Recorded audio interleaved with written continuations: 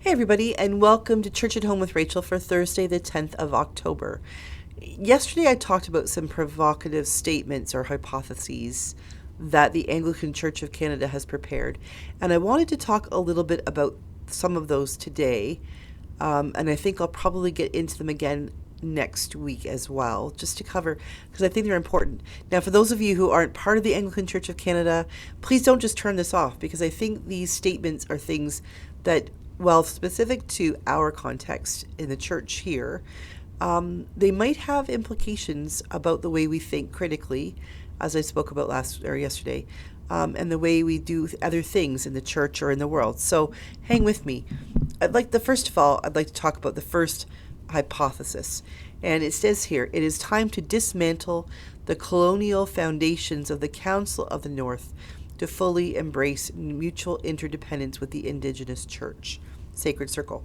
So for those of you who aren't aware, and I'm woefully unaware, this is the thing about the way we communicate within the church, which will come up in another hypothesis about the Anglican Journal or our church newspaper.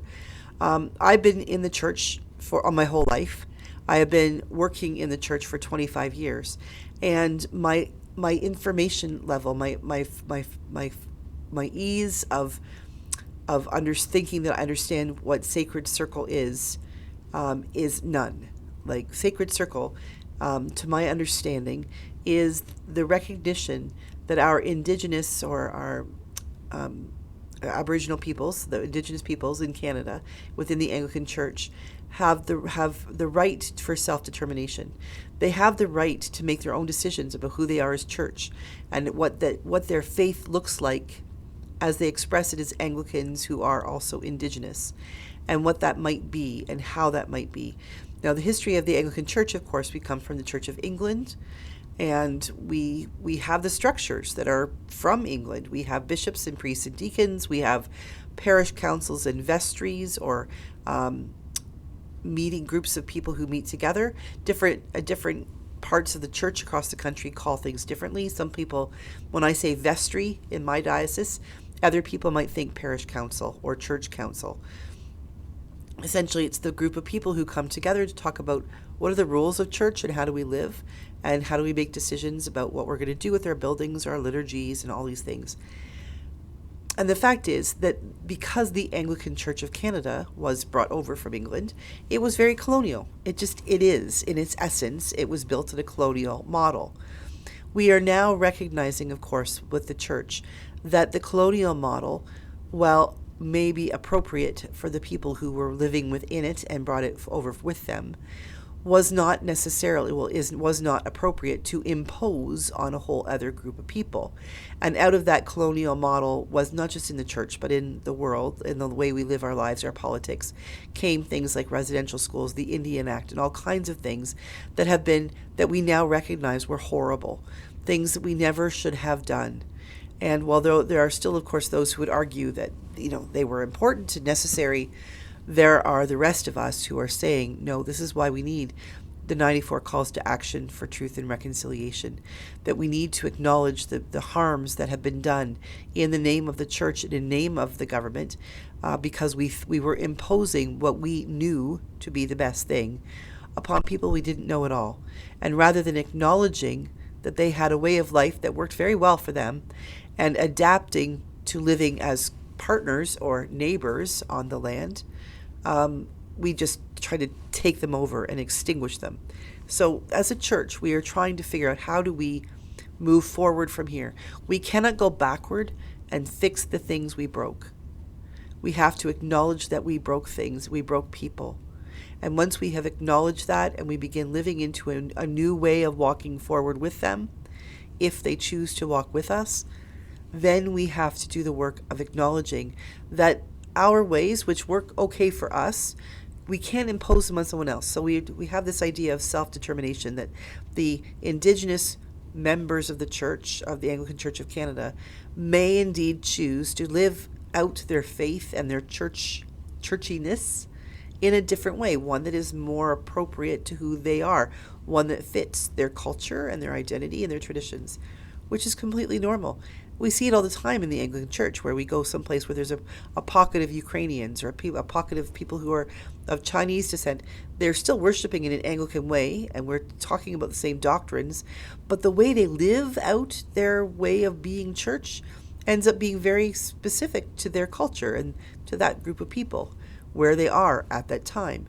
And this is what the Sacred Circle, I believe, is trying to do, is help the church at large to figure out how to support, encourage, and stand beside in support of our Indigenous siblings as they determine who they are as church.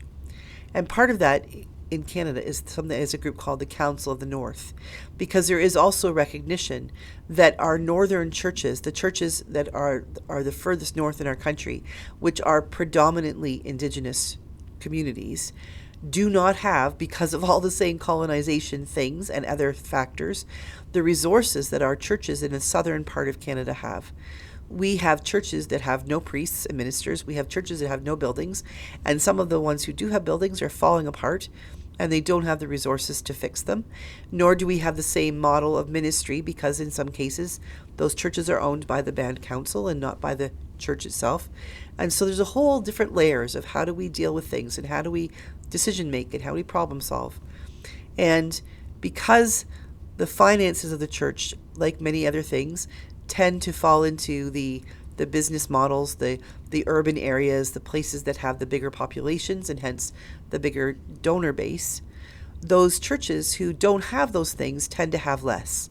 And so the church tries to even the playing field a little bit by sharing our resources across the board. There's weird ways of talking about how that looks like, but one of the things is they have this group, we have an entity called the Council of the North that helps to gather bishops and clergy and lay people who serve in the North, who are members of the North, to talk about monies that can come from national church that can be spread among those communities to help to provide those necessities for ministry, whether it be hiring a priest or getting resources or bringing people in, or all kinds of things, all kinds of wonderful ways. Something that the Diocese of Brandon does with Council of the North money is to bring kids from the North to camp every summer. A huge ministry that is essential and important, that we need to not lose.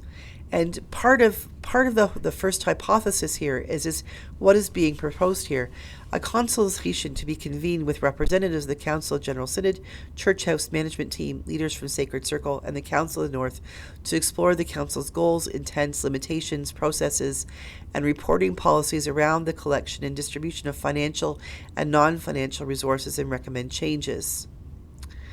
This, as it was read, as being read, and as it is being interpreted, may or may not be being interpreted the way it was intended.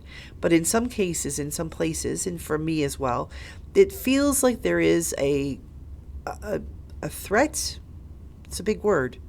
I choose it carefully, that we might just eliminate the funding for the Council of the North because of this development of Sacred Circle, without the recognition, of course, that Sacred Circle is just beginning and Council of the North is still here. And Sacred Circle and Council of the North are not exactly the same thing. If they were, this wouldn't really be a problem. But it's sort of like, as we were talking last week, and our Archbishop mentioned in a meeting, it's like we need to not throw the baby out with the bathwater. Maybe we need new bathwater, but the baby stays the same. We need to find a way to figure out how to serve the people of the North, serve with the people of the North, and share resources with them, because that's what we do as a Christian community. It's not about having haves and have-nots and we lord it over you and give you these gifts. It's a very colonial model. What we're talking about is being Christian, not being colonial, but being Christian. The early Christian church, they came together, they pooled all of their resources, and those who had need received, and those who had extra to give gave. That's what the church in its best form does when it is being church in its best form. And that is what we are talking about with the Council of the North and Sacred Circle, is how can we best share the resources God has given us across the board with those who maybe have fewer resources because of circumstances, rather than saying We, as the colonial settlers, we are going to tell you what you can and cannot have, and here you will receive it with great appreciation to our generosity. No, no, no. We need to get back to gospel basics, where we're talking about here is what everybody throws everything into the pot. Everybody throws everything into the resource pot, and then we all come back to that pot and say, well, we need a little of this and a little of this, and you need a little of this and a little of this, and at the end of the day, everyone has what they need. And if there are resources left over, wonderful. Then we can start helping other people outside our group, rather than one group holding on tightly to what they have over here and parsing it out to the other groups within the big group. We need to learn to be able to do that better. And one of these hypotheses is, indeed, it is time to dismantle the colonial foundations of the Council of the North. Yes, and not, it's both and, not either or.